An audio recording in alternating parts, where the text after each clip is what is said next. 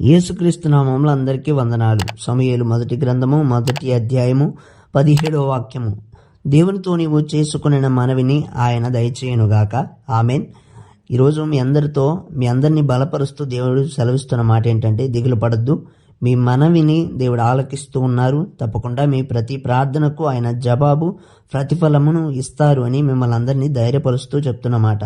ఆనాడు హన్నా గారు ఎలా అయితే వేదనతో తన యొక్క నిందను పోగొట్టుకోవడానికి కన్నీటి ప్రార్థనతో దేవుని సన్నిధిలో మొరలు పెట్టుకున్నారో, ఆ ప్రతి మనవిని దేవుడు ఆలకించి గొప్ప బహుమానమైన సమూయేలు గారిని ఇచ్చి ఆమెను ఎలా అయితే దేవుడు ఆదరించారో, ఆ విధంగా ఈరోజు యేసయ్య మీ అందరితో చెప్తున్న మాట, మీ ప్రతి ప్రార్థనని నేను వింటున్నాను, దాని అన్నింటికి జవాబును నేను ఇస్తాను అంటున్నారు. కాబట్టి దిగులు పడకుండా ధైర్యంగా ముందుకెళ్ళండి. దేవుని యొక్క ఆశీర్వాదాలు మీ కొరకు వేచి ఉన్నాయి.